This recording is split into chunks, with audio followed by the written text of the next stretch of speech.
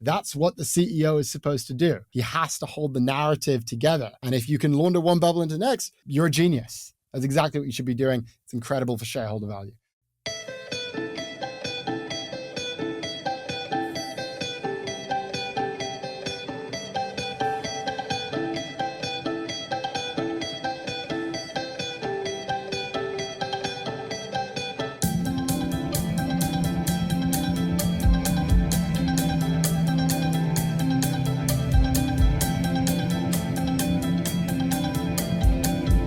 And welcome to Broken Silicon, a usually gaming hardware podcast. I am your host, Tom.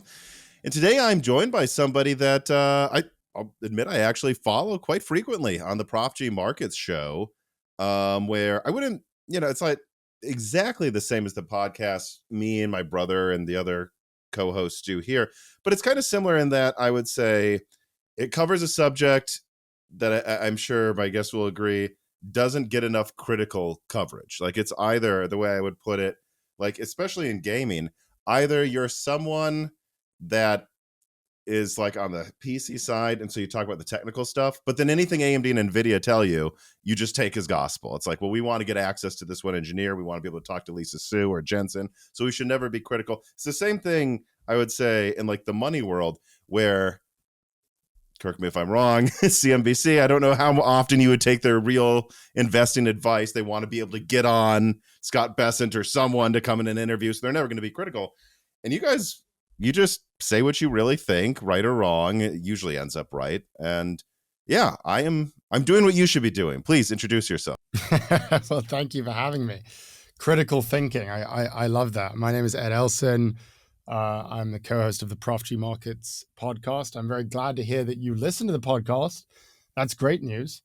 And yeah, it's good. It's good to be here. I think you're describing a dynamic where we are trying as best as we can to think for ourselves, which is not that impressive or new or novel. Should be. But I think increasingly in the media ecosystem, it actually is somewhat novel. So I know it's something that you like to do, but yeah, we try to be critical and honest and straight shooters and call balls and strikes as much as we can. And in the finance world and in the markets world and in the AI world especially, you need to do that. So we are trying our best. Yeah, and I mean, I kind of buried the lead. I mean, the reason I wanted to have you on now is lately I've noticed on your show, Intel comes up, AMD comes up, Nvidia comes up, the main companies we talk about on this channel all the time, and especially the AI bubble. And I actually don't know why. Like, I think I've heard before on the podcast, Prof G Markets, that like Scott did it to get more speaking gigs. Hopefully people would listen to his podcast, and now it's become much bigger, right? I think he made that, but I don't know how much of that's really a joke and how much of it like actually made him, and I mean, I know you reached out to him or something, but like made you want to do this, because speaking for myself, it's like, I just got so tired of either a channel being someone who was not, I guess you would say, peeing outside the tent, to use a crude term, but then they knew nothing. Like, they're critical, but they know nothing, or they know stuff and they're muzzled by the people that they depend on to get their news releases. What made Scott or you want to do this show where you're not afraid to be so critical of the things you talk about? Well, I think I've learned from Scott, and I think Scott has done it right, where he's made a lot of money, which allows him to say whatever he wants to say. And I think that is actually a big piece of his abilities and his talents as a communicator and as a podcaster. He's not really bought by anyone. He doesn't need to kowtow or be sycophantic to someone that he works for. And that's part of the beauty of independent media. If we were working at a big media conglomerate, I think we'd be a little bit more worried about what we say. I often have been going on sort of larger media programs, and they'll always ask me, like, just by the way, we're going to talk about the president. We're going to talk about Trump. Is that okay with you? And I'm always like, yeah, obviously it's okay with me. I don't care. He tends to come up in conversation, Yes. And there's this assumption that, that everyone in media, that we all want to be very careful about what we say, and we want to make sure that we don't piss the wrong people off.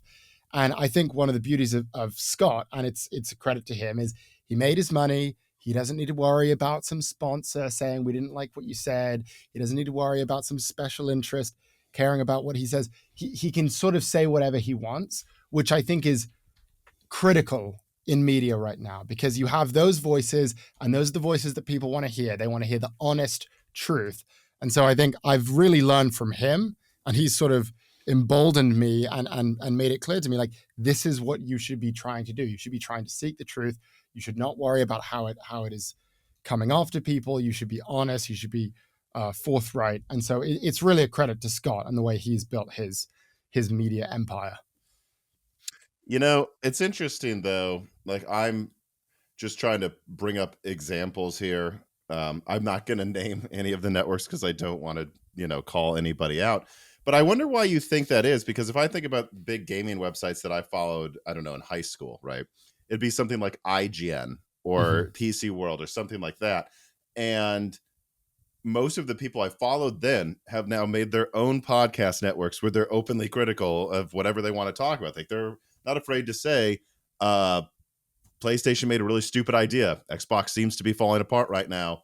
And they'll get, I don't know, like, it depends on which one I'm talking about, but 50,000, 100,000 views an episode.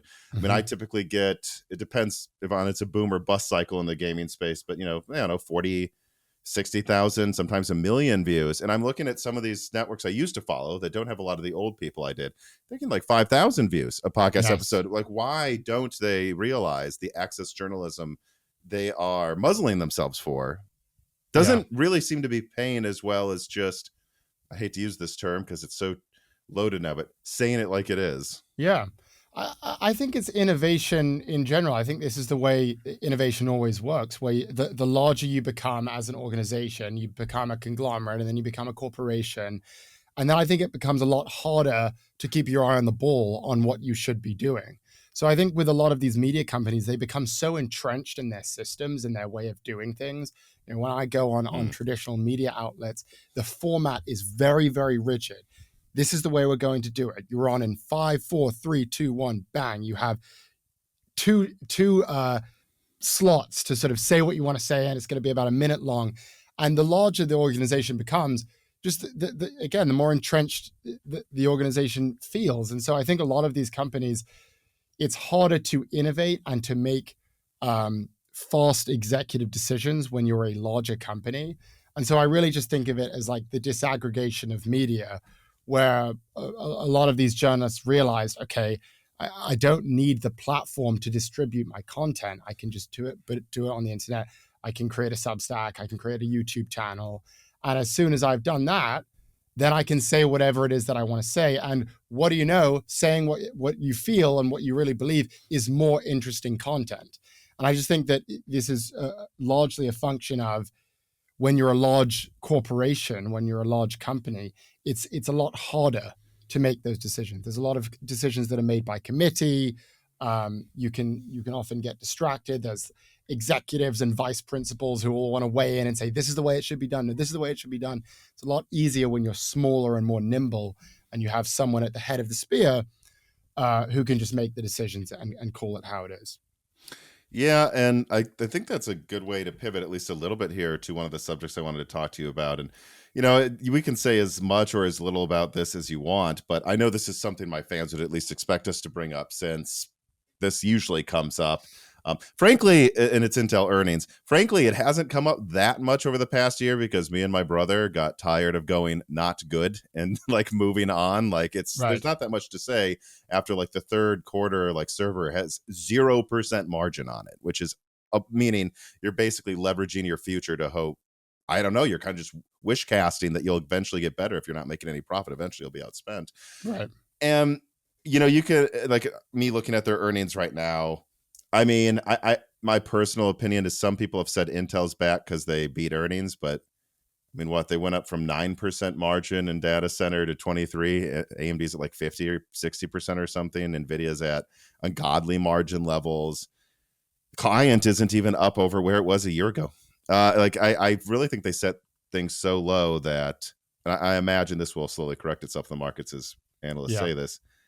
Like, you could only beat them, but whether you have anything to say about that or not, I wonder how you feel about Intel, because I mean, I think we're pretty close in age. When we were younger, Intel commercials, the dancing people making wafers, I mean, they were huge. And how do you feel about how that company is doing now, where it is, and all of the recent buyouts of Intel too? Yeah, I mean, it's interesting you said this idea that Intel's back because they beat earnings. They're not back because they beat earnings. They're back because the US government decided to buy a stake in Intel. I mean, you look back, that is the story of Intel right now, which is funny because you see these earnings like, oh, wow, like the company's doing great. But you also see that they got like $5 billion in revenue from the government.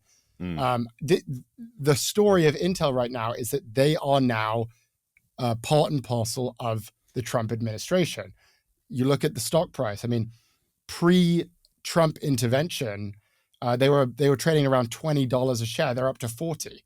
So yeah, when you see like a little bit of a rise in the stock because they beat earnings, that might seem significant in a vacuum, but I think you do have to step back and realize, okay, the story of Intel right now is that this is the company that the government bought a stake in. And this is becoming a larger theme in the stock market where because the US government is becoming so active in taking up roles and taking up stakes in the private markets or in the public markets, but taking stakes in the private sector, that is becoming its own economy. And so you look at quantum companies like Rigetti as an example, which, you know, everyone's very excited about quantum. Everyone is very excited about what it might do and how it might displace chips. I have no idea if the technology is actually feasible. A lot of people think it's a bunch of BS. Some people say it's going to change the world. I don't know. But what I can tell you is that one thing that Rigetti and a lot of these quantum companies are laser focused on right now is getting in good with the administration. Rigetti and these other quantum companies have been talking with the government and actively asking for the government to buy a stake in their companies because they know this can just explode your stock price. If you can show the market, whether or not you actually get handouts from the government, in many cases I think you will, but regardless of that, if you can show the stock market, if you can show the investment community that you have an in with the government, that you have a path towards getting favorable treatment from the president. Intel has shown this. US Steel was able to show this with the golden share. If you can do that, you will get a premium on the stock, on the valuation. And so for me, you know, Intel is a very interesting story. As you say, this powerhouse, and then they kind of hit the doldrums, and there was this big debate over, do we go for the design business or do we go to the foundry business? It's sort of become like this business case study, and it's an interesting company. But at this point, this is more a story about Trump and the administration and its role in that company than it is about the company itself. Yeah, I'm curious what you think about this. This is something I've said on my show a few times about Intel recently. And actually, one of the bigger videos I ever did when I was just got done talking into my phone before I even bought a real camera, was just talking about how it's not that I thought Intel would fail, but once I saw the Zen architecture from AMD, I don't know, it's like 6 years ago now, or is it even more? It's like 7, 8 years ago, 9 maybe. God, it's been a long time. I said, yeah, I don't know. Intel's basically been on the same quad course for 5 years now. AMD just pretty much doubled performance in a generation. This is a problem. I mean, AMD's they can only go up from 10% market share or something, and I don't see any signs Intel will innovate. It's not that I think they will fail, but I don't think they're too big to fail. We saw what happened to IBM, and GM almost went down the same route. And all of this time, you keep seeing people come back and go, oh, but look at this revenue, look at this quarter here, look at this few billion there. I mean, this is a company that's still like, I don't know what it is exactly in quarterly revenue. I think twice as big as AMD. I mean, we're talking 10 to 15. Ideally, they would probably want $20 billion a quarter. How big of a deal do you actually think it is that the U.S. government gives Intel $5 billion? Because they've been able to burn through hundreds of billion over the past decade trying to keep up with AMD and Nvidia quite easily. And when I saw $5 billion, I was like, that didn't make a difference before. Right. This is the big question that I think a lot of people, and especially Wall Street, really needs to figure out for themselves is what actually is the upside of being friends with the government? And can you really put a number on it? I mean, right now, as I said, the stock doubles. Literally, the investment community gets together. They say, oh my gosh, friends with Trump, let's double the stock. And so the question is like, okay, what are the actual cash flows that result from having an in with the administration. And I'm not sure that we've actually seen, I'm not sure we've seen that play out. I'm not sure that we actually know what the benefits are. Yes, as you say, 5 billion, but in the grand scheme of things for this big company, Intel, is that going to change the trajectory of Intel's business? No, I don't think so. And what do you do when Trump or the administration is voted out? Or if another administration comes in? I mean, what is the longevity of having a connection with the White House right now? I think that Wall Street is probably overvaluing this. I think that these stories are interesting and fun. And so people get together and they form these investment theses and they say, oh, look, Trump is becoming friends with this guy. Look, he had lunch with this guy. This guy's friends with this guy and he runs this company. These are fun stories to keep track of. It's fun to follow the money, palace follow the intrigue. power. Exactly. Follow the influence. It's the palace intrigue. And therefore, people get together and they say, okay, well, here's our new investment thesis. We're going to go buy this company because, look, there's a connection to the White House.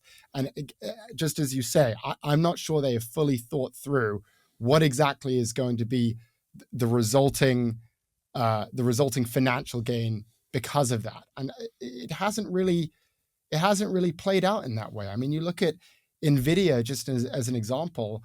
Jensen Huang's been doing like a pretty good job of straddling running a good business, but also being deferential to the president and being nice to him and meeting with him. You would think that he is going to get rewarded for that. But then the policy on the export controls for the Nvidia chips to China just goes up and down and up and down. And it's almost as if, okay, these guys aren't actually being rewarded for their efforts here. Maybe they get to have dinner with him and maybe that looks good, but does it actually have a tangible impact on your business? I'm not sure it actually does. Maybe it will in the future, but we look at the earnings right now. We look at how these companies are doing. I'm not sure this is going to be that beneficial. I don't think the upside, the ROI on kissing the president's butt is actually as high as Wall Street seems to think.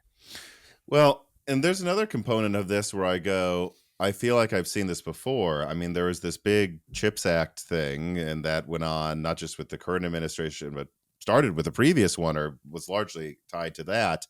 And I remember at the time, everyone going, the U.S. government just promised, it was an insane amount. It was like $55 billion to help Intel build foundries in Ohio. And at first I was like, well, this is a pretty big deal. This will at least keep them afloat.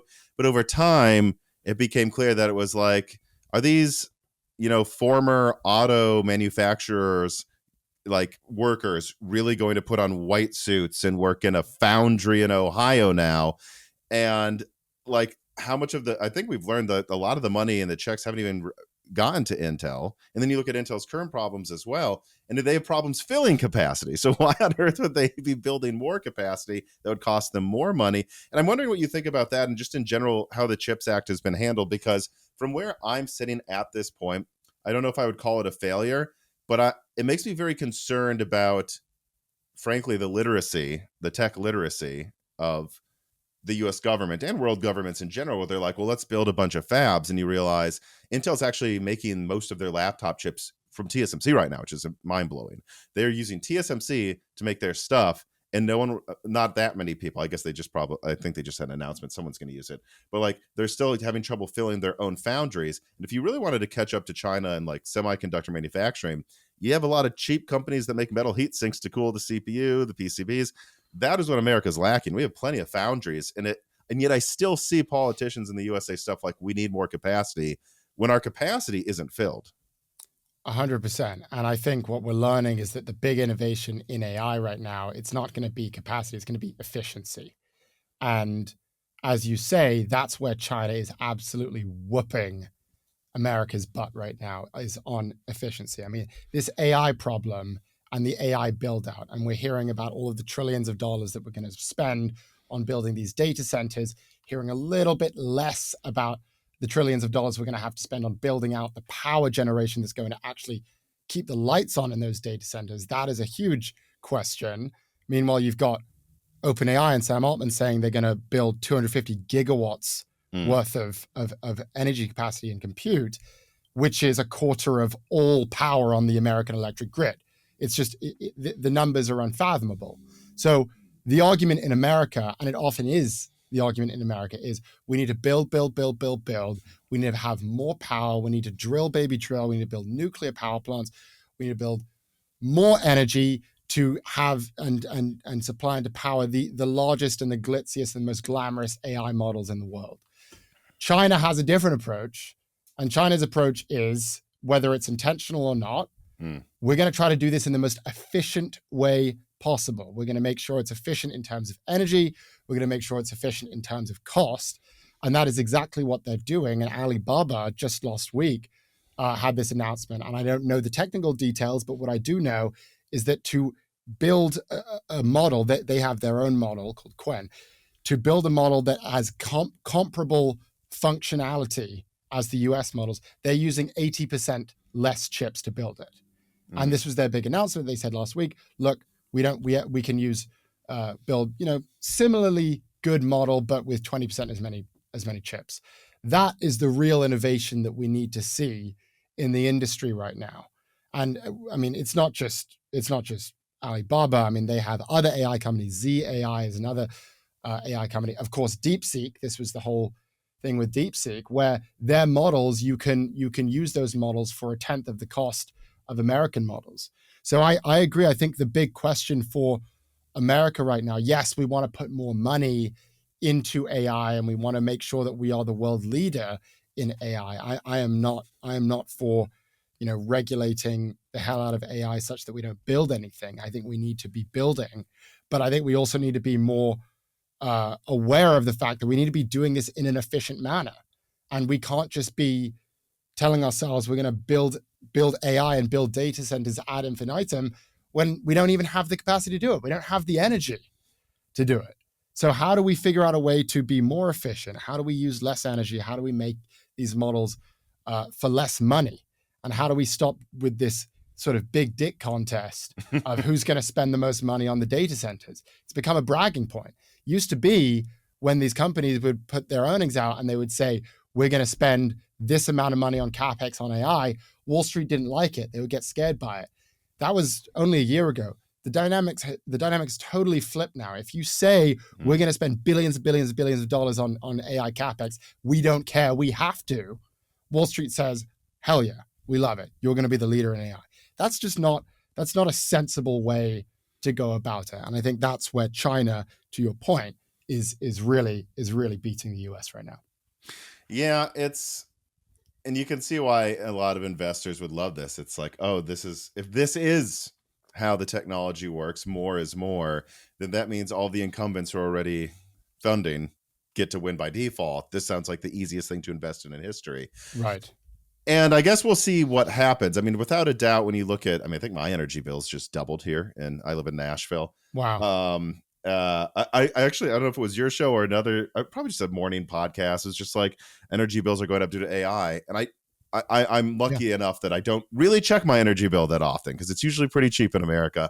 And I looked and I called my girlfriend. We owned a house together. And I'm like, I didn't know our energy bill just has doubled from last year. It's like $300 now. This is like air conditioning in the center of Illinois levels of energy during like fall or spring in Nashville, where it's like just 60, 70 every day. There should be no need for air conditioning. Yes. And it's mind blowing. I will say though, when you talk about, there's two sides. There's the side that wants to be smart, and there's the side that probably wants to do the most marketing and spend the most with brute force. Mm-hmm. I will say this, like you can see how that eventually doesn't work in a lot of examples in history, but I randomly thought of, actually that did work for Edison versus Nikola Tesla. Nikola Tesla had the best ideas, frankly, bizarrely brilliant ideas. I think he died trying to make it so you could send power over dirt, and it kind of worked. And at the end of the day, Edison, he had an ad where you killed an elephant with his power, although Edison's would have killed it harder, and just outspent him. And it worked. And eventually Tesla kind of dies penniless. And then Edison kind of takes all his good ideas and makes all of his stuff as efficient as Tesla. Like, I wonder if that's a thing, though, to try to push back, right? Yeah. And try to say maybe America will just win by default. What would you say to that? That's the big question for me. I think the jury's out on that because, yes, we have seen many times throughout history, China has the same business model, which is we're going to use in many cases, child labor or forced labor. We're going to figure out a way to make the same products that you have way cheaper. We're going to figure out our supply chains. We are going to probably flout some regulations, especially on some labor regulations that you guys in America do to protect your workers, but ultimately it's more expensive. And they've done this in a lot of different domains. They've done this in consumer goods and electronics and clothes and apparel. But you're right, America, for the most part, wins. I mean, all of the most iconic, most dominant, influential companies in history, largely they are American, despite China's ability to make things on the cheap. So I don't think it means that, OpenAI is doomed and DeepSeek is the winner. But I do think that at the same time, you need to have a sense of realism, and you need to have a sense of sensibility. And the reality is there are many companies in America that have performed exquisitely, that have done extraordinarily well, because yes, they were very good at the branding side. They were very good at the perceived value and increasing those margins. America is very good at that. But also they figured out some form of efficiency. And it was the efficiency that really drove the fundamental growth. And then they built a great brand on top of that.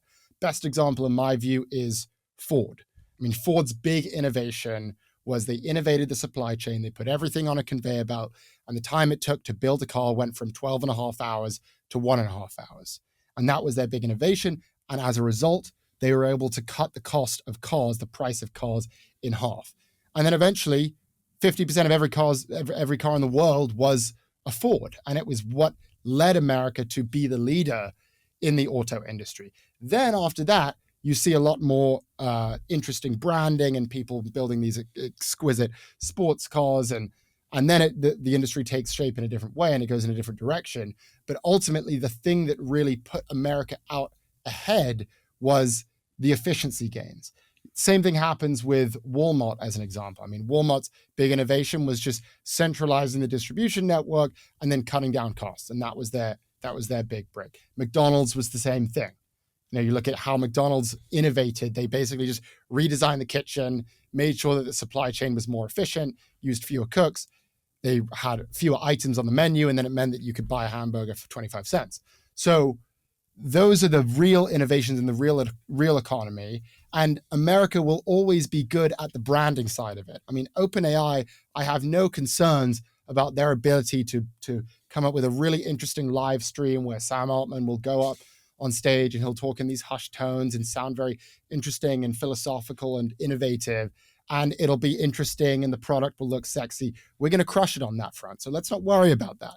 What we should worry about are the parts where we're falling behind, and it is the efficiency. And the reality is, if you can buy these models for 1/10 of the cost, and we are constrained by the amount of demand, which you are experiencing on the energy side. You mentioned your energy bill has doubled. In areas where there are data centers being built, energy costs are tripling on average. Jeez. So if that is the dynamic, then I think the question is, which products are going to win? Is it the expensive, interesting, glitzy product that has nice branding, or is it the cheap product that people can afford? I would imagine that in a world that is defined, and an economy that is defined by scarcity, and that is where we're headed with AI right now. This is a scarcity economy. We do not have the energy and the power to supply all of the AI that these companies want to build. If we're in a scarcity economy, I would argue, I think the products that are going to win in that dynamic are the cheap products.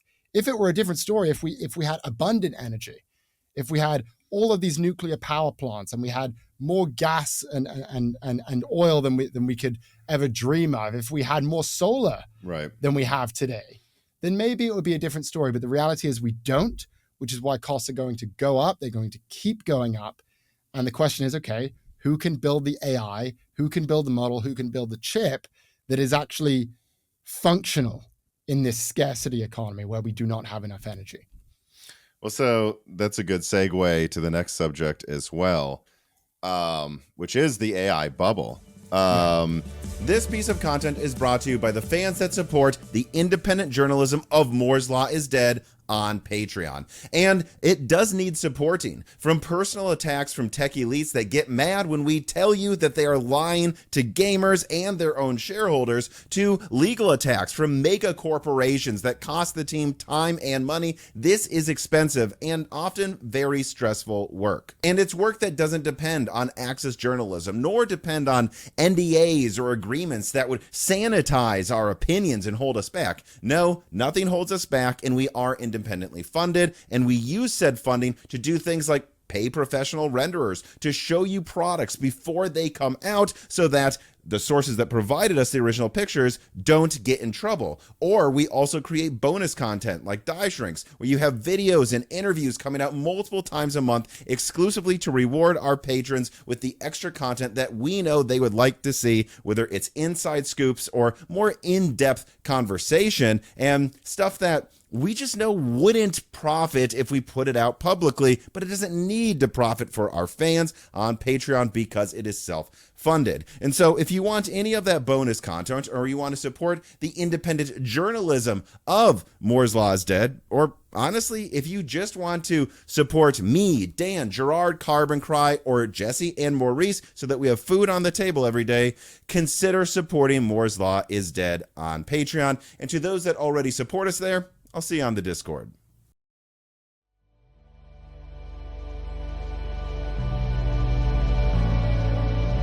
And this is something that's come up basically everywhere because we have to admit there's a very easy to read by anyone chart that just shows arrows pointing to Nvidia and to everyone else. And anytime that happens, anyone, even mainstream, even gaming news channels will start talking about that.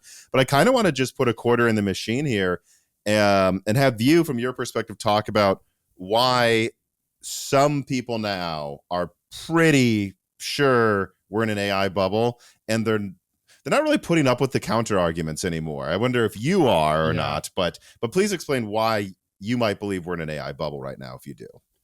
Yeah, the chart you described tells you all you need to know. I mean, basically the dynamic that we have now, your revenue is my revenue, is your revenue is my revenue. So OpenAI gets an investment from Nvidia, and then they take the money that they got from the investment and they turn around and they use that money to buy chips from Nvidia.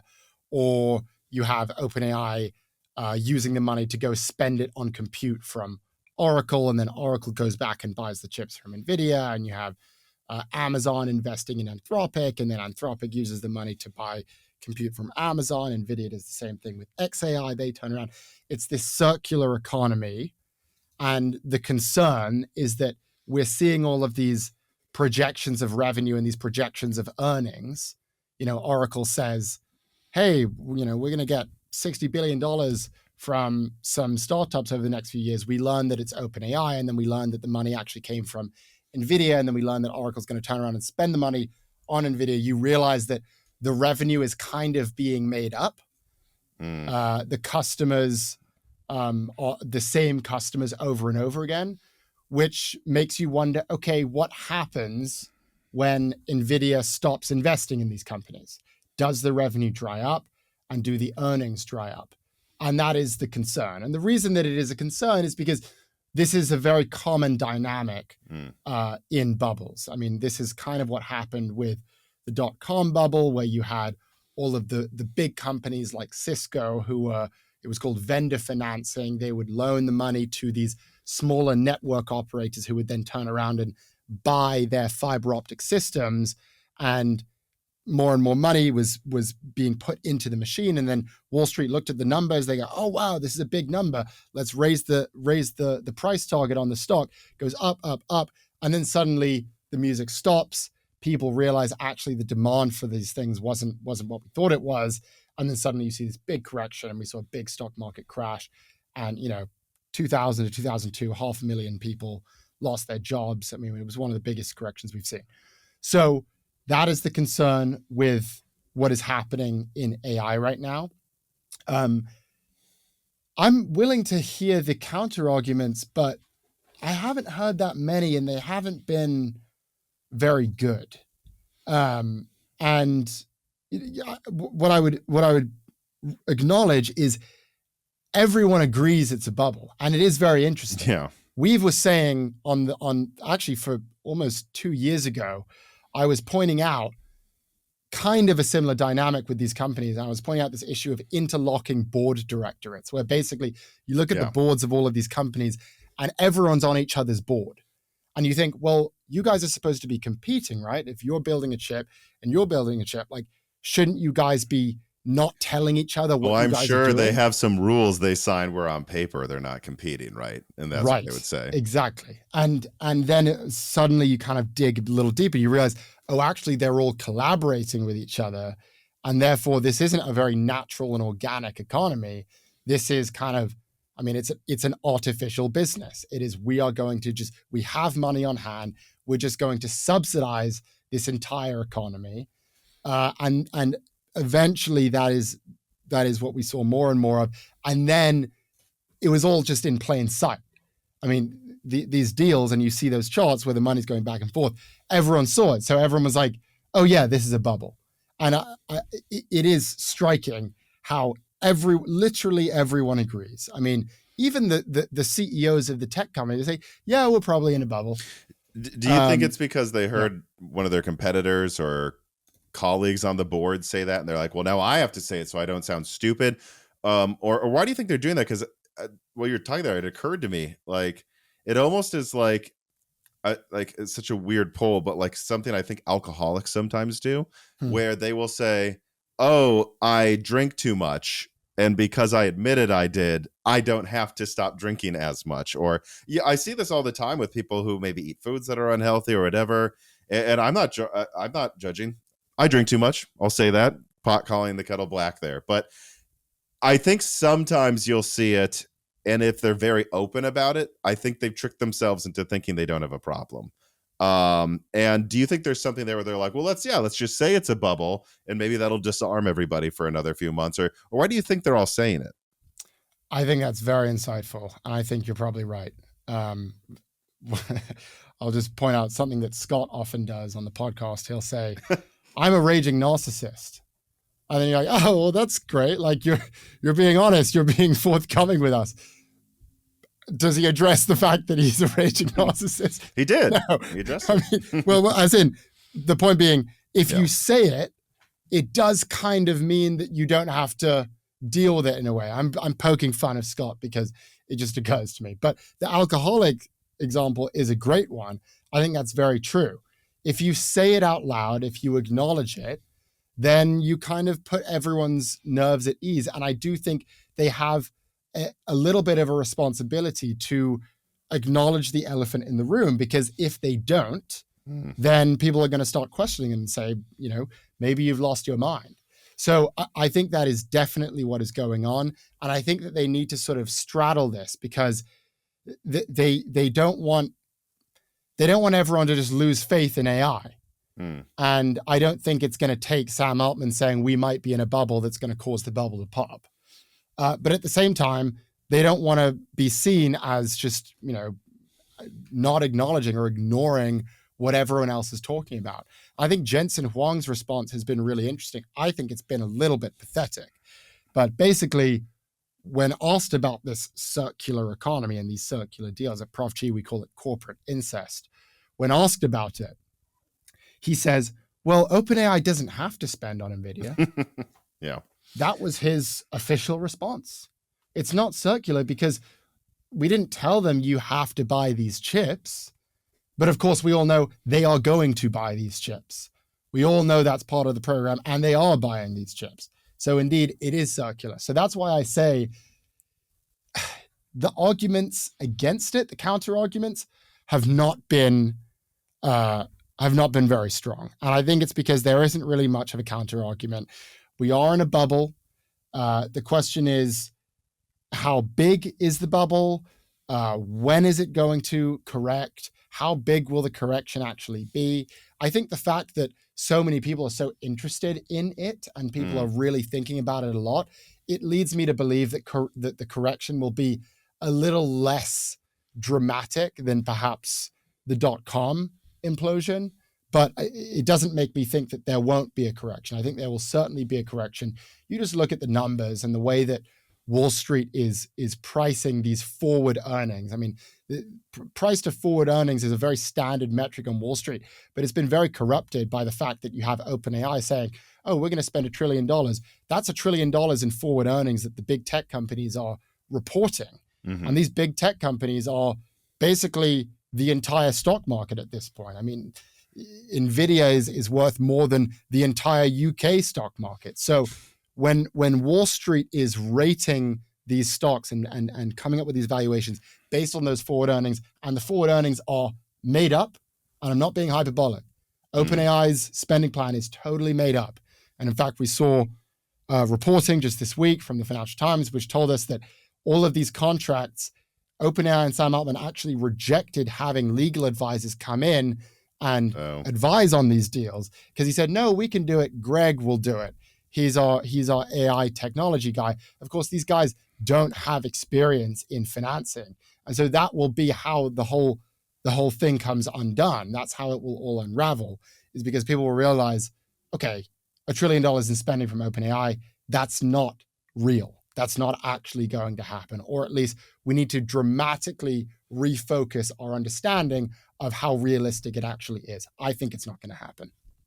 Carbon Cry writes in, and he says, can the circular AI deals truly be compared to the madness of the .com or telecom dual bubble? In the AI case, it is always equity deals. Nvidia is effectively buying a share in OpenAI for GPUs, instead of cash. Anthropic is giving shares to Amazon and Google for their investment of cash. And AMD and OpenAI case, it's a bit weirder, but basically it seems like a stealth stock issue paying for AMD's market penetration play.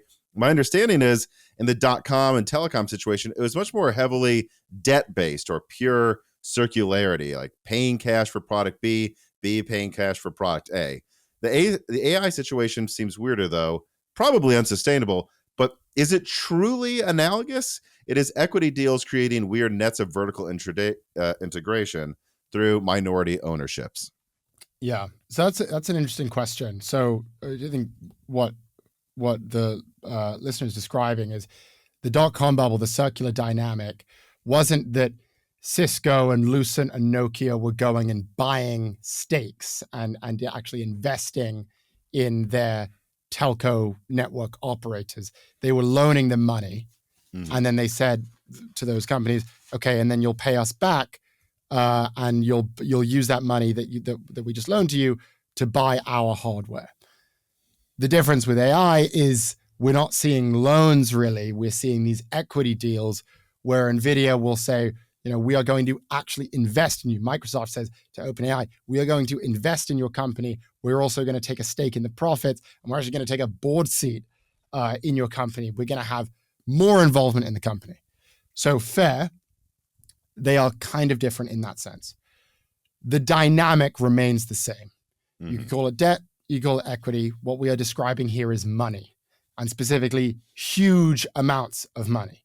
And whether or not you're financing this economy through loans or you're financing it through equity stakes, the reality is you are still inventing the revenue, and the market is still pricing these valuations based on those invented revenues. Mm. And we've seen this in many different domains. The railroad, as an example, it was a very similar dynamic when the railroad was first being built. You had this massive capex investment where everyone said, oh my God, railroads are going to transform the nation. We need to build right now. And don't worry about how long it's going to take. Don't worry about the financials. Just borrow as much as you can, get as much money as you possibly can on your balance sheet, and then we're going to go build these railroads. That's what they did. Then we saw a stock market crash, the Panic of 1873, and many of those companies that were building those railroads went bankrupt because they had simply priced or not, they hadn't fully figured out the demand, and they hadn't gotten their timing right in terms of their financial planning. Same thing happened with the electric grid. Massive capex investment. Then 1929 happens. Andrew Ross Sorkin just wrote a book about this. Mm-hmm. Big stock market crash. Again, you see a ton of bankruptcies. So yes, the financial details are a little different, but the overall dynamic is still the same thing. It's we're going to give you money. You're going to pay us back. That's how the investment community is pricing all of these companies. And so if there ever is a situation where we don't have the money anymore to buy these equity stakes, in the same way that these companies didn't have the money anymore to make the loans, then suddenly the whole thing falls apart. So it's an interesting question and a fair point. However, I still believe that these two situations are analogous. Yeah, I mean, whenever I push back with something to someone who, and this is very controversial. I mean, this probably doesn't surprise you at all. I mean, this channel, we say it's a gaming hardware podcast, but we'll do whole episodes with the founder of SemiWiki or someone who is like a chief engineer at Micron. And, we will get into the more businessy side, the server side, because frankly, there's no gaming chips without the chip with the 100 cores where the gaming chip was really derived from. Yeah. But this may not surprise you. A lot of the people who are fans of this nerdy edition of technical gaming hardware also believe in AI. And a lot of the fans of the show, people work at Nvidia or AMD. And a lot of them wouldn't work there unless they thought AI was really going somewhere. And so I'll get a lot of criticism. But usually it's just I don't know, recently I said on a Die Shrink episode, oh yeah, I use ChatGPT to help me do research. And then someone will respond in the comments, finally, Tom acknowledges AI is useful. And I'm like, yeah, $20 a month to help me make thumbnails and just pull up data quicker, frankly, because Google's ruined Googling with their crappy AI, in my opinion, although it's getting a little better. That doesn't mean that I don't think it's a bubble. And yes, there is a reader mail here that I won't read the whole thing, but he basically sarcastically says it's not going away, just like the internet. And that's always the defense, really, when it comes down to it. But is there any steel man you can make for the other side to this? Because I get criticism all the time for being one of the few tech channels that's kind of always ragging on AI. What could you say in the other direction? Or is there any compelling arguments you've heard that tells you maybe the way me and you are talking is a little too doomy? So one of my favorite quotes is from F. Scott Fitzgerald, and he basically said that the definition of intelligence is the ability to hold two contradictory thoughts in your head at the same time. It's lacking lately. Yes. So AI can be a bubble, and it can still be the most transformative technology we've seen in the 21st century. Those two things can be true at the same time. And we just went through some of the examples of the bubbles that we've seen. Railroad, where there was a ton of bankruptcies. We talked about the electric grid. We talked about the dot-com bubble and the internet. None of us are disputing the transformative power that AI is going to have. And yet, at the same time, there can be a bubble. And we can see a large and quite painful correction in the stock market that could be pretty painful to a lot of those people who do work at Nvidia and who do work at OpenAI or Anthropic or AMD. So these things can be true at the same time. Now, in the long run, my belief is AI is going to be unbelievably transformative. I mean, I use AI all the time. I am constantly using ChatGPT. I am constantly prompting it with questions. I try to use other AI tools as well. Those things can all be true. And I think over the long term, we are going to see massive value creation.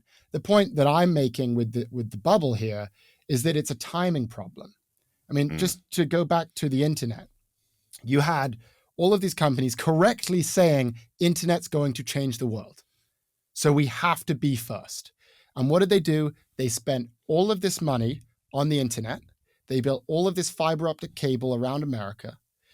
By 2001, 90% of the fiber optic cable in America was dark, meaning it was not being used. They were right, but the timing was off. I think the same thing is true of AI. I think everyone's correct that AI is going to transform everything, that it's going to transform the economy, but I think the timing is wrong. I think that the idea that we're going to spend that OpenAI is going to spend $1 trillion over the next 5 years, and they're only doing 12 billion in ARR. And by the way, they're already spending more than double that. It's why they are cash flow negative. That to me is a timing problem. And to give credit to Sam Altman, I think he maybe recognizes this, but says the only way that we're going to be number one is if we spend so much money that we don't even have, and if we just go totally crazy with the spending. Well, if everyone else is too, right? It almost feels like you have to. Exactly. It's a capital war. It's almost like who can get fattest, so that when there's a famine, you're the fattest one that didn't die. That's exactly right. And my view, OpenAI, perhaps it'll work, but I think they are the most vulnerable to the correction because of the amount that they are promising to spend and because of the amount that they're going to have to lever up because of their financial projections. I mean, we talked about the debt financing. Just wait for when OpenAI starts issuing a ton of debt. And they're going to, because, you look at their cash on hand, you look at the investments that they're receiving, they've got about $150 billion to spend, which they're bleeding because, again, they're cash flow negative. They want to spend $1 trillion over the next few years. So they're short around $900 billion. How are you going to get the $900 billion? You can't do it in an equity sale. You can't raise $900 billion in an IPO. You can't do it. They have to do it with debt. So they're going to start to lever up. And again, this is where we're going to start to see the timing problems are going to start to show up. But again, that doesn't mean that AI isn't going to transform the world. It doesn't mean that AI isn't going to transform America. I think it's going to be massively transformative, but it's going to take a lot of time. And I think a lot of people are going to get burned in the process. Yeah. And this, again, perfectly, it's almost like you do this every day. Another perfect way to segue into the next subject, which is, how do you think this bubble pops? Because, I mean, the way I think about it, early on, what I thought was, well, I mean, they're going to invest all of this money into, from the side where I see it from, into these AI capabilities on Intel and AMD chips. And then when that's not used for anything, then the bubble will pop. That hasn't happened yet. Like, just to give you an example, by the way, I've got this like mini PC here for Minis Forum. Wow. There's literally a Copilot button on it. And they're like, wow. Everything has an AI name to it. And it has this Nvidia, AMD CPU, 12 cores. And then like, I don't know what percent is, like 5-10% of the die space, which is money, is used for an NPU. And it is still used for nothing. If I press the Copilot button on this PC, it goes to the cloud and Microsoft burns trees to send me a cat and an astronaut. Always a cat and an astronaut, by the way, I've noticed in those ads. And no matter what it is. And I'm like, okay, well, so this isn't being used for anything. And in fact, we're seeing, so far I've seen that the next gen Xbox will have one of these NPUs as well. Wow. So PlayStation might not. PlayStation, who seems to be ahead of the curve on gaming hardware design, might have decided, this kind of seems useless. And yet I've heard from people at Best Buy and like Amazon Micro Centers, like all of the, I don't know if you've seen this, all these companies renamed like from i9 to like Ultra 9, and AMD calls all their chips AI now, even if they're for gaming or not for AI really. And again, the Copilot button doesn't even use the AI part of the chip. And that's failed at retail. Like, people at Best Buy tell me nobody comes in and says, tell me this CPU is capable of AI. I mean, if I may continue my rant, you might find this funny. The funniest ads I saw, I think me and my girlfriend were on vacation, just like chilling in the hotel room at the end of the night.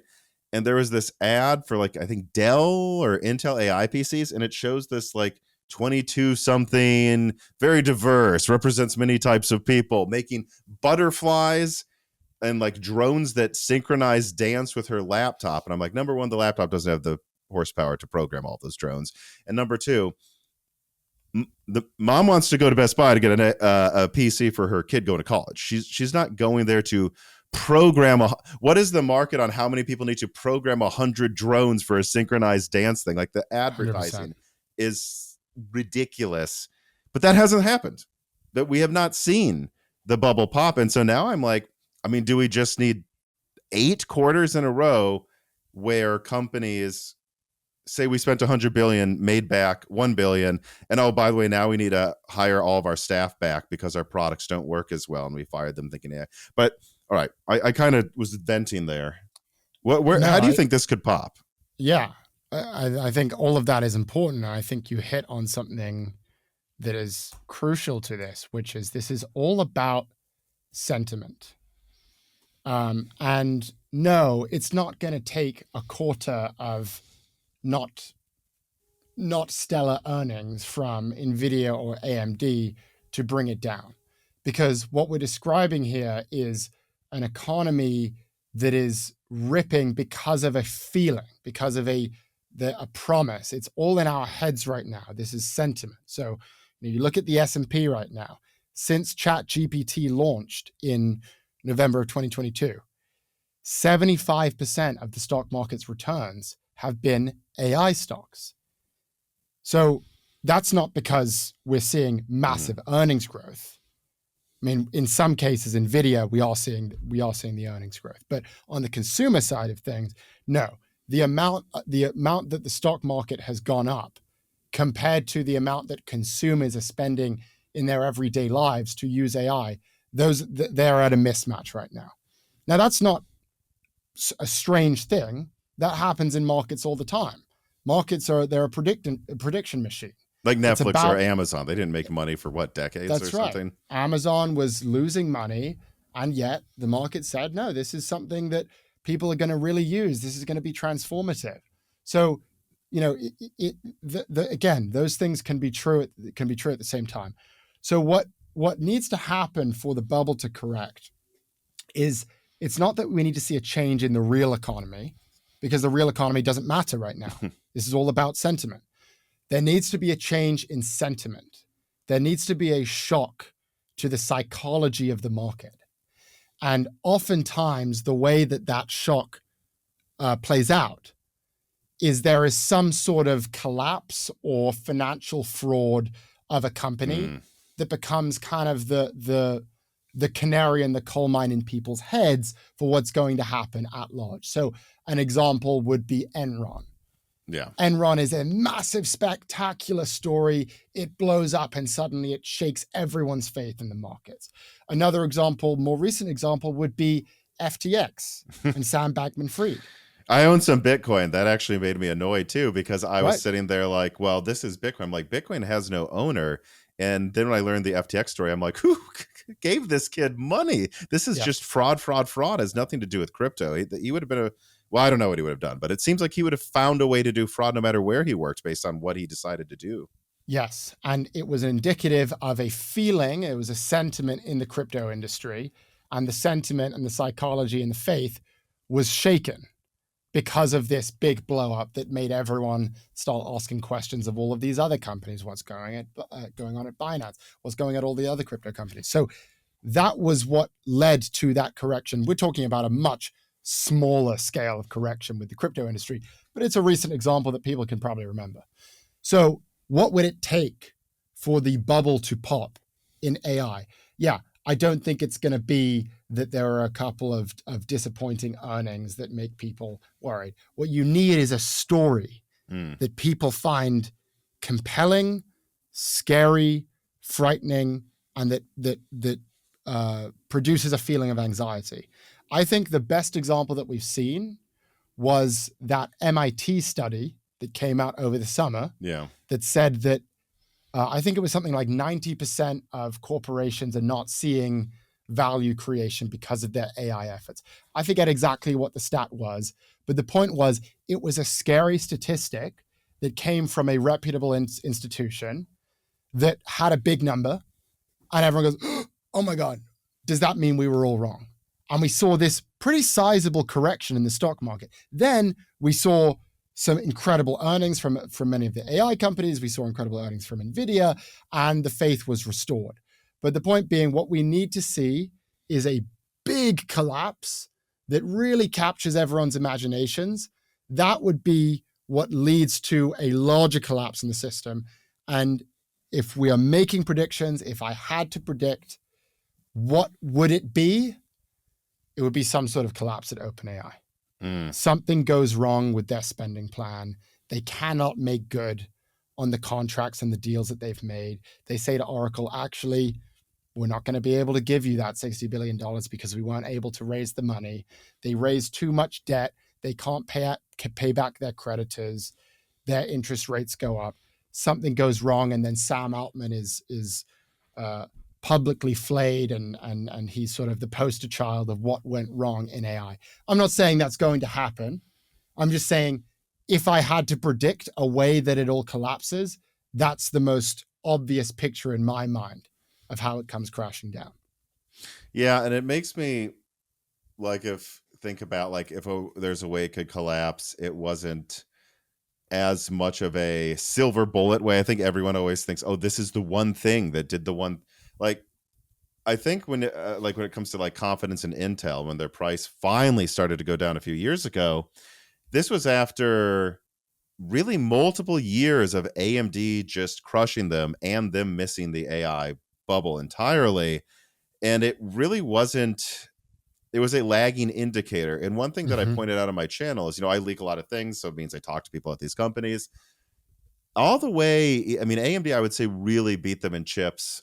I would almost say they did it from the start of Zen, but it really happened with like Zen 2, Zen 3, like 2020, 2021. And yet Intel would like brag on their earnings. Yes, but we can't keep up with capacity. And it's because their chips were breaking and and they had all those security vulnerabilities I'm now remembering. And yet people would still just buy Intel. And it was like not until years of AMD being better where I started to notice in the behind the scenes, people like engineering at some of these companies, purchasing managers at like HP, just like openly, not saying it was HP, so don't look at, but like someone like HP or Dell openly mocking Intel behind the scenes. And yes. I wonder if that's what needs to happen with it too, is like it takes at every boardroom meeting for a year straight, AI becoming the butt of jokes. And then eventually they go, wait, what are we're all making fun of this and it hasn't made us any money. Like, what are we doing? But we can't really 100%. Track that, right? Because it's in like meetings that aren't recorded usually and people don't hear about.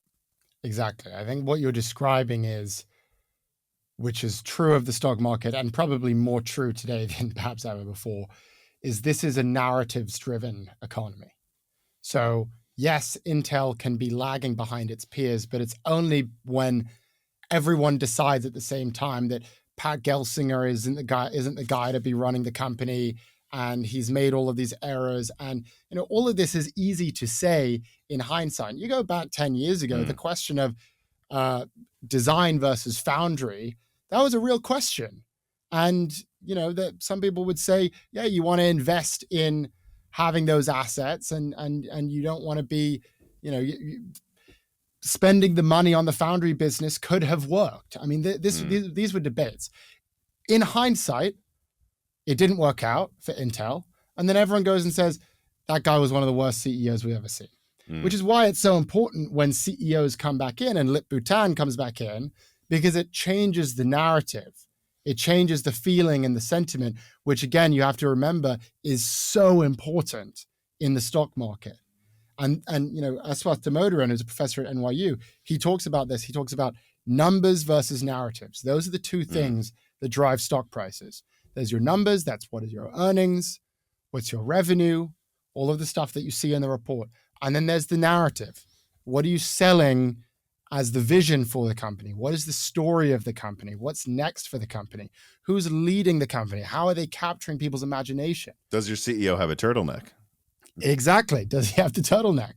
Is he Alex Kopp, and does he have crazy hair, and does he pop zins in the middle of interviews and spin laptops on his finger? I mean, this stuff is really, really important, and it is especially important in AI right now, because as we've just discussed, the numbers are there for Nvidia. Nvidia is selling the chips. But when you go down the value chain to the consumer, the numbers aren't there. And that's where narrative has to step in. So if the AI economy right now is largely narrative, and again, that's not to say that technology is not massively valuable. It's to say that the valuations that we're seeing of these companies are largely narrative. It's a story about the future. Then what will bring it down? It will be narrative again. It's something breaking the feeling, breaking the optimism and the psychology that is driving the narrative, which is why it's very important to not take these narratives as secondary to the reality on the ground in the economy and in the numbers. The narratives are very important. The journalism is very important. The way things are reported, the way people are portrayed, the way people feel and talk about Elon Musk and Sam Altman online, that's all part of it. And it's all something you need to keep in mind and keep track of if you are trying to play the game of when is the bubble going to pop.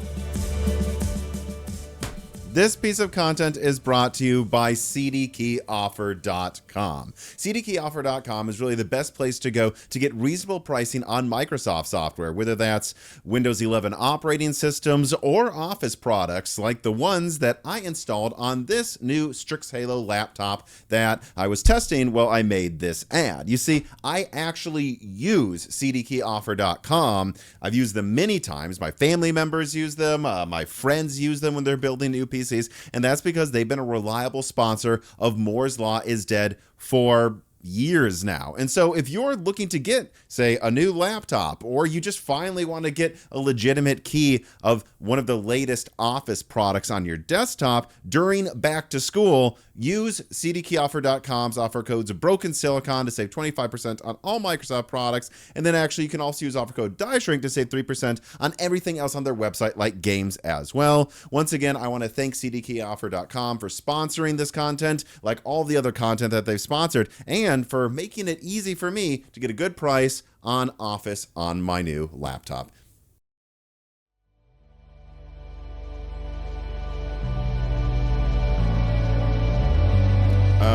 All right. I have a question here from Sarah who says, Ed Zitron has talked about the human centipede of AI investment, where despite OpenAI and others showing no real roadmap towards profitability or even an actual use case for generative AI, they continue to purchase more and more compute. When the AI bubble inevitably bursts, what do you think will happen with the millions of dollars of highly specialized AI hardware that AI firms will be sitting on? And I'll say from my side, what I've told people is, look, you can't use a Nvidia Hopper chip for gaming. It literally cannot do it. But I don't know if you've seen this. There's like some charts. I don't remember the exact number, people. So if you fact check me, but it was something like Singapore has enough 4090s, which it was Nvidia's top gaming chip. I have one right now on my PC. Like it was like 4 per person in Singapore. And it's like, it's almost like they're not using it for gaming in Singapore. And that's how they're smuggling it into China or something. But like that can be used for gaming. And we saw this with the crypto mining boom, which I saw firsthand crashing. And you had graphics cards that were selling for, would be $500 graphics cards were selling for $2,000. I actually sold one of mine near the end of it for that much, which I bought for $600 or $700. It was ridiculous. And then it just crashes all the way down to 300, 200, 100 on eBay. So I think from the gaming perspective, I think there's a chance that if this were to pop in a year or two, you're going to see eBay flooded with cards that were not being used for gaming. But I wonder what you think that means for like Nvidia or AMD's gaming revenue side, and just in general, what would happen if the AI bubble pops and who would be affected? So I think the people at the bottom of the value chain, i.e. Nvidia, I think they're going to be fine. I mean, massive valuation, like $4 trillion, the most valuable company in the history of the world. Yeah, you might see a correction on the stock, but the business itself, Nvidia is an incredibly well-run business. Those chips are important, not just for AI, but for many things. We can find ways to use the chips. And if their chip business kind of declines or it moderates, then, it's not the end of the world for Nvidia. I think the question is for the consumer companies. And I think most of those companies are really in the startup world. I've talked about, I think the concerns are there for OpenAI. I think the question for OpenAI, they're focusing all of this time and effort on how are we going to spend money. My question is, how are you going to make money? You're monetizing, you're only monetizing, I think, 5% of your subscriber base. How are you going to make the money long term? They've said they're going to use AI erotica. Are you going to become a porn website? And if that's your game plan, if that's how you're going to come up with the $1 trillion, then what is that going to do to your stock price? Probably not going to be very good. People aren't going to be that excited, I don't think, about porn GPT.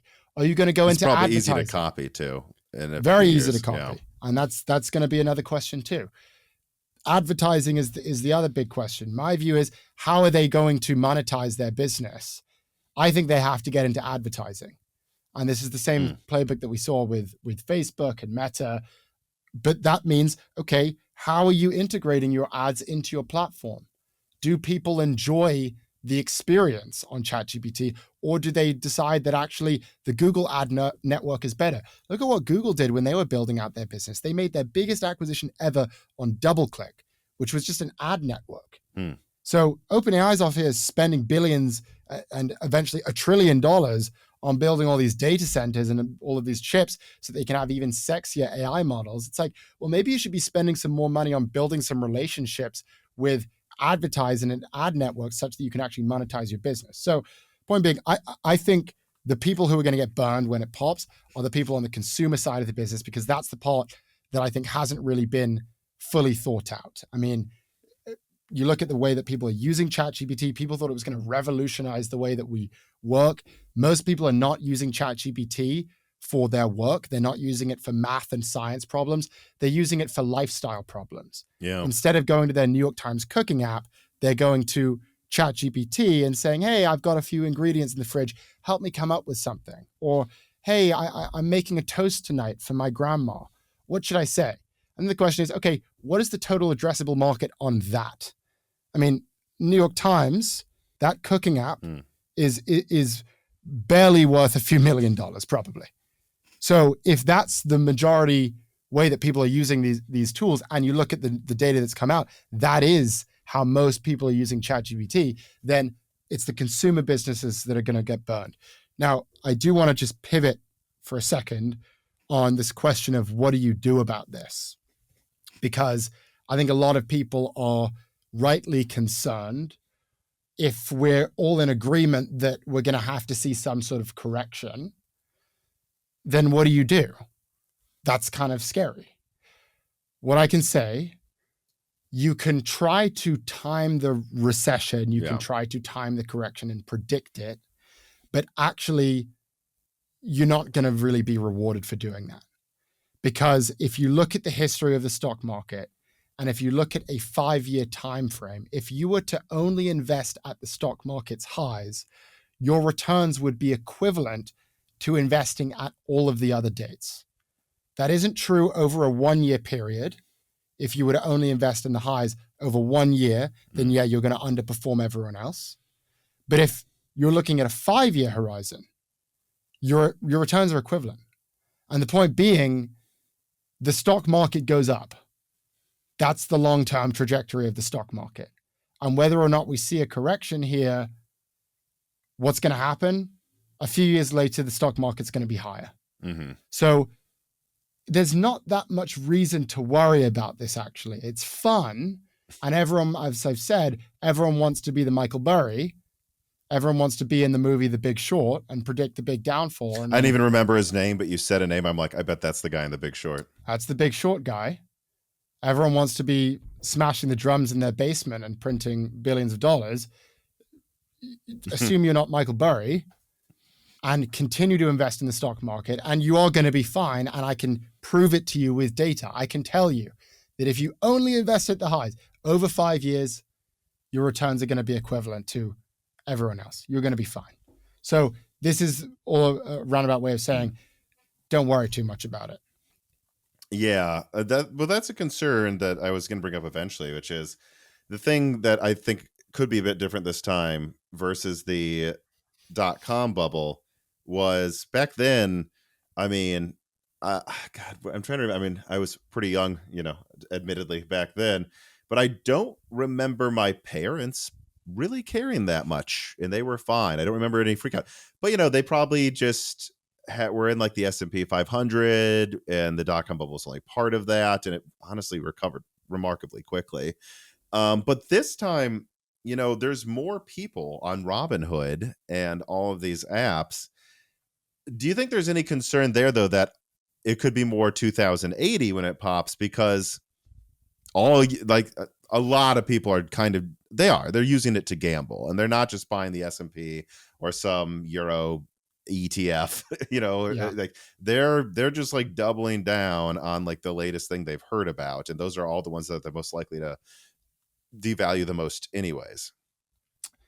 Yeah, I think that is a concern. It is certainly true that there are more people investing in the stock market today than there were 20 years ago, and especially 50 years ago. But those people who are trading on Robinhood, I'm concerned for a few edge cases of people who, lever up to the hilt. These people who are on Coinbase using the 50x leverage to trade these perpetual Bitcoin feed. I mean, those people, sure, I'm worried about those people. And I'm worried about the people who are becoming so obsessed with the gambling and so obsessed with the leverage and the options trading and the 0-day options trading, all of the stuff that is the classically risky stuff where if we do enter a correction, you're going to get screwed. No question about it. So I am worried for those people, but I've always been worried about those people. And I always say on the podcast, my view is you should be a value investor. Mm-hmm. You should invest in the stuff for the long term that you believe has real value, and you shouldn't spend your time day trading because 95% of day traders lose money. That's my view on it. Yes, there are a few edge cases, and there are people like, the Andrew Tates who will maybe make a killing on their meme coin and then they're posting their Lamborghinis. Maybe you can be the Andrew Tate or choose your crypto bro. Perhaps that can happen, but the odds are not great. So I'm worried about those. Overall, though, the people who are trading on Robinhood, yes, there are more people invested in the stock market, but the share of the stock market that is held by the top 1% and the top 5% is just so massive at this point that we're kind of talking about small amounts of money for these people. We're kind of, this is your, yes, it hurts if the stock market goes down, but for many Americans, they've got bigger fish to fry. Yeah, it's like 5% of their savings. It's not exactly half of it or all of it for a lot of the richest people. That's right.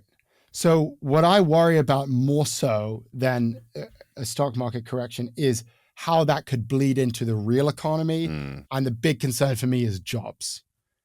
That's the thing to worry about if you see a correction and then you see a recession. You want to make sure that you are protected and that you have a stable job and that you're generating an income, which means that actually you want to spend a lot less time worrying about your portfolio and which stocks to pick, and more time worrying about what value am I providing as a worker? What value am I providing to my company?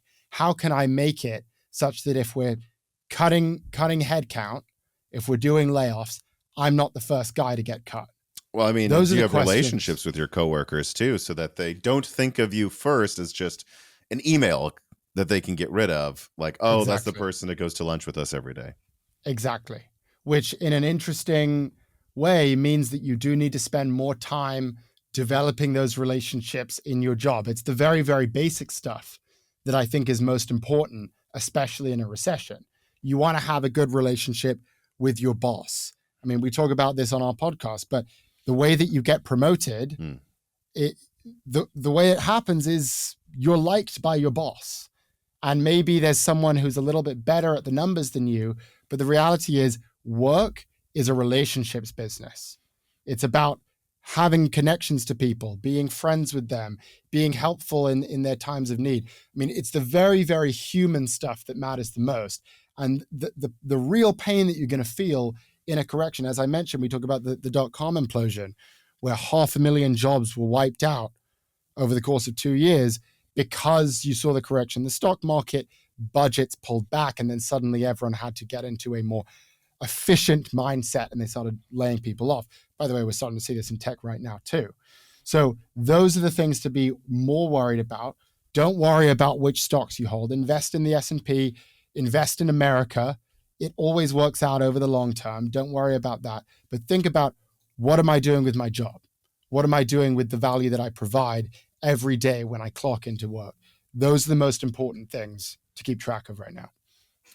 All right. One final thing I wanted to bring up with you, and I'll try to steer clear of it being super technical and just kind of keep it big picture. But like, I right now, actually, Nvidia, I've actually put out leaks about this, is working on making their own laptop chips that compete directly with Intel and AMD. Obviously not as flashy as the AI deals they're doing, real or not. because it's a fraction of the profit margins. But these chips, these CPUs, were supposed to come out actually in the middle of this year, and now I've heard that they'll be ready maybe middle of next year. This is something where they've actually struggled to get the software right, to make it work well in Windows, to compete directly with, someone that should be, they should be able to roll over AMD in terms of how much money they have. But it turns out making this type of stuff is very hard, and that AMD has the expertise there. Like when it comes to making these things called APUs, where it's the CPU, the GPU, all of these things integrated together, and you need to have expertise in all of them, is very hard to do. And not just as, I shouldn't say as simple, but it's not the same as just being able to make a big chip with the most tops that you sell in bulk, like Hopper or something. Right.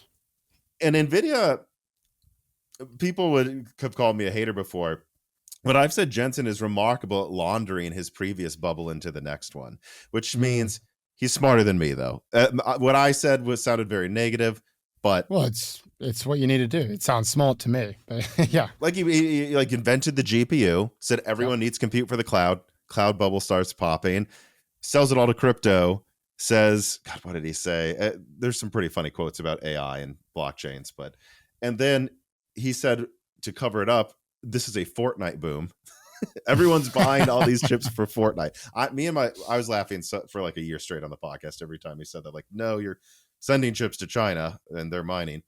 And then right when the crypto boom was popping, like 5 years ago, boom, AI bubble. And then he pivots to that. And it's like gaming revenue, which Nvidia used to be synonymous with PC gamers, is like, I don't even know if it's 5%, 10% of their overall revenue now. It's a fraction of everything else, and AI is obviously the biggest one. And I wonder, the AI bubble pops, like when I look back at their most competitive, in my opinion, like technology-wise gaming chips, I mean, their big ones like Maxwell and Pascal were 2015. Was there? Well, of course, they've done stock splits. I guess right now Nvidia's stock is almost worth $200. Back then, this is before splits, but now after splits, they're worth $1 in 2016. That's what Nvidia was worth. So I wonder what you think. Like, a thing I've said is, one thing they could pivot to is they don't make the chips that power laptops like Intel and AMD do. They make the graphics cards, but those are optional, and AMD is getting better and better and better at making ones that beat Nvidia in that. Where do you think they could pivot next? And an argument I've also made is, I don't think they're going to bother with a lot of supply for gaming chips in the high end, as long as the AI, like, it's going to require the AI bubble to pop, and then maybe they can pivot into laptop. But they become so big, 200 times where they were when they're thought of as a gaming brand, that I'm not sure they can just, now we're going back into conquering laptop. I wonder what you think. Right. Yeah, it's really interesting. I wish I were more of an expert on this, and I'm sure you provide a lot more value to these questions than I do. But what he's doing is what every CEO should be doing, which is he's doing the safe, boring stuff, which is diversification. And he's putting that to the side and kind of letting that sort of disappear in the headlines and not bringing attention to it. Only thoughtful, critical people like you look at it and say, this is really important. And he's making the pitch on all of the big stuff. So, as you say, the chips that are being used for the mining, for the crypto, he says this is the Fortnite boom, and he's selling that whole vision. And that's exactly what he should be doing. And then crypto goes bust, and then he says, okay, this is the AI boom, and he times it perfectly. Mm-hmm. That's exactly what he should be doing. And at the same time, building in some moats to protect against the possibility that the vision that he's selling actually doesn't pan out. Mm-hmm. That to me is what a world-class CEO does. He's handling the numbers, and he's also handling the narrative. That's expert. And it's funny, you say laundering one bubble into the next. I don't think of that as a negative comment. It is his job. I think of that as a positive, complimentary comment of, that's what the CEO is supposed to do. He has to hold the narrative together. And if you can launder one bubble into the next, you're a genius. That's exactly what you should be doing. It's incredible for shareholder value. So that's what I would say to that. In terms of what can they do? Again, I think you're more of the expert here than I am. But when I look at the AI landscape right now and what clearly needs innovation, this brings us back to the beginning of our conversation. The innovation to me is efficiency. Mm-hmm. To me, if you want to build and be the great AI company or the great chip company, you should be able to offer a chip that is cheap and that uses less energy and less computing power than any other chip. They're so incentivized not to do that, though. They're trying to get $100,000 for their chips. So it's, you can, like, it almost, you would argue, they would argue right now it'd be bad for shareholders for us to try to do like what AMD is doing and offer the same AI compute for 1/10 the price. Like, why would we do that if we can get 10 times the price? Yes, and it works right now until it doesn't, which is why I brought up again the difference between a scarcity economy and an abundance economy. Right now, everyone feels flush with cash, and everyone's portfolio is both companies, because they're investing in all these companies, and individuals. Everyone feels rich, at least at the top, at the very, very top. Yeah. And Nvidia, all the big tech companies, I mean, largest share of the US stock market in the history of the stock market, the most top-heavy stock market in history. Everyone feels rich. So if you have a choice between the cutting-edge, sexy Nvidia chip versus the cheaper alternative, you're going to go with the sexy one. The question is going to come when we see a correction, when we shift into a scarcity mindset, when people sort of wrap their heads around this energy problem that people are not talking enough about. The fact that energy costs, as we just said, are tripling in areas where data centers are being built, where suddenly people go, oh, I actually don't have as much money as I thought I did. That's when efficiency is so, so powerful. And so to me, that's how I would be diversifying. I have no idea what the actual technological hurdles are. We would probably be the CEO of Nvidia if we knew the next move, right? Yeah, exactly. So, you know, I'm just speaking at a very broad level. But what I can tell you is that in China, they're spending a lot of time and effort trying to figure that question out. And they were kind of forced into that position because of the export controls, and they were only allowed to use the H20s, and they didn't have the cool H100s. And so they were forced to work with less. But I think that's a position that a lot of AI companies are going to have to deal with sooner or later. So if I were trying to advise and play, you know, backseat driver for Jensen Huang right now, I think that would be what I would be encouraging. More focus on efficiency, less on performance, and more on reducing costs and reducing energy consumption. Yeah. And the other thing I would think is, I think maybe they'll buy Intel. Like, they need to, if they buy up half of the competition, and then, like the thing I said before, you're the fattest man in the village during a scarcity. Well, you just have to accept, like, everyone's going to become 1/10 as big as they used to be, but at least now we control Intel Foundries, you know, so yes, we're set for the future to make maybe our laptop chips against AMD and TSMC. So exactly. And this goes back to what I said. Nvidia is so big and they're such a cash cow that I'm not worried about them if they go into a correction. They're huge. They can buy up the competition. And if there's anything we've seen over the past year or so with antitrust, I mean, the only obstacle to Nvidia, as you say, buying Intel, would be that the government steps in and says, no, you're monopolizing the industry. Usually that'd be a problem. It's not been happening recently. That's why I think they'll probably try to make that move. If you were ever going to do it, it would be under this administration. Yeah, absolutely. All right. Well, I want to thank you for being so generous with your time, Ed. Please plug anything you want. I will plug Prof G Markets. Check us out. We're on Spotify. We're on Apple Podcasts, but wherever you get your podcasts. And we're also on YouTube. So you can subscribe to our channel, the Prof G Pod, and you'll see we have a Prof G Markets show. We give you the daily update on what is happening in the markets every weekday. So go check us out there. And I really appreciate you having me. This was very fun. Yes. And everybody, as always, subscribe to Moore's Law is Dead. Subscribe to Broken Silicon, your podcast of choice. Reviews, likes, shares, comments, all of that. And consider joining us on Patreon to ask guests like Ed questions ahead of time. One more time, I usually start rambling because I'm tired at the end of these. Thank you for coming on again, Ed. That's probably the third, fourth time I've said that. And yeah, everybody. I appreciate it. Have a good rest of your week. This podcast was brought to you by the YouTube channel and website Moore's Law is Dead. Moore's Law is Dead and Broken Silicon are trademarks of their creator, Tom. That guy is me, and I am indeed the creator, editor, writer, and showrunner of Moore's Law is Dead podcasts, videos, articles, and other media. However, it's not just me. Moore's Law is Dead is a team, with Broken Silicon co-hosted by my brother Dan, audio editing by Gerard Cortez, renders being done by the industrial designer Jean-Philippe Clermont, and special assistance is also provided by Carbon Cry and Carrie No Sugata as well. Find all of our information at www.mooreslawsdead.com on the About/support page in the event you do want to hire me for consulting work, hire Gerard for audio work, hire Jean-Philippe for industrial design work, or you're interested in working with Carbon Cry or Carrie No Sugata as well. You can also find our long-term sponsors on that page if you want to show them some love for putting food on our tables. Or you can also mail us some love. You can send letters or hardware donations to the following address: Moore's Law is Dead, P.O. Box 60632 in Nashville, Tennessee, zip code 37206.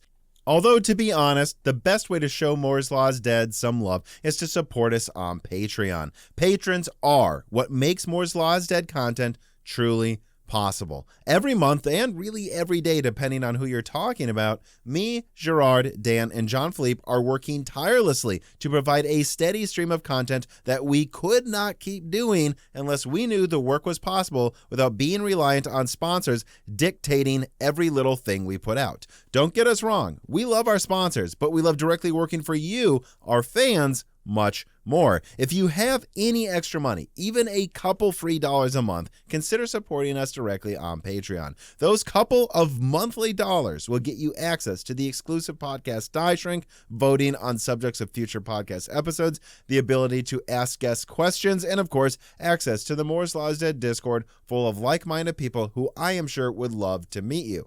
I am one of them. Additionally, higher tiers get access to early, ad-free episodes of Broken Silicon, the ability to ask questions in all Broken Silicon episodes and Loose Ends live streams ahead of the recording, and the entire back catalog of Moore's Law is Dead podcasts, in addition to having thanks in the credits of videos and podcasts depending on the tier, with other perks available as well. And hey, if you cannot afford to support us directly every month, please do share Moore's Law is Dead videos and podcasts with friends and family, and on social media and websites like Reddit. And give Broken Silicon a 5-star review on Apple Podcasts or your preferred podcast app of choice. All of this does really help us so much. But like I said, this podcast would not be possible without the patrons directly providing predictable and reliable support every month. And so now it is time to give a personal thanks to the greatest of the fans. The following supporters are at the 10 gigahertz or higher supported levels: Brad Medlin, Drita Full, Z Jits, Daniel D, Nicholas Buckner, Aaron Close, Jan Rauner, Toka, MJB1, Daniel High, GZ Ziggy, SNES Chalmers,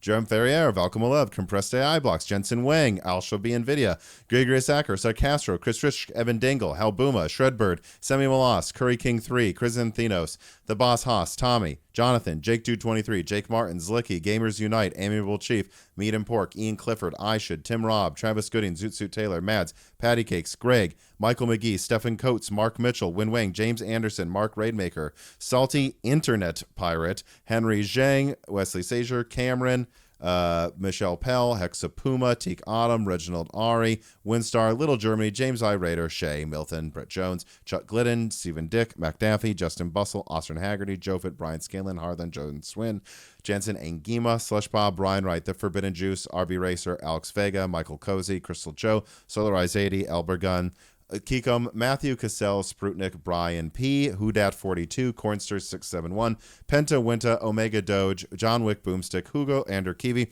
Mr. Tiger, Penguins, Love AI, Porcelain, Oats, Nixus Mania, Dan M 1988, Smash Axley, AR Soldier, Kareem Al Mazuri, Bespoke exclamation point, Rye Hill Cheap Bulls, Fred Burger, Kevin Kuntz, Manolis Rag Kusas, Armand Vakatura, Jonathan Harris, Callan Reichel, Kainush, Kagani, Johnny Tran, Zybir, Ahmed, Truna, Bjorn Toft, Josh, Arche, RK0, Penguins from NKVD, and Angel of Cake. And of course, thank you to Sahara for the music.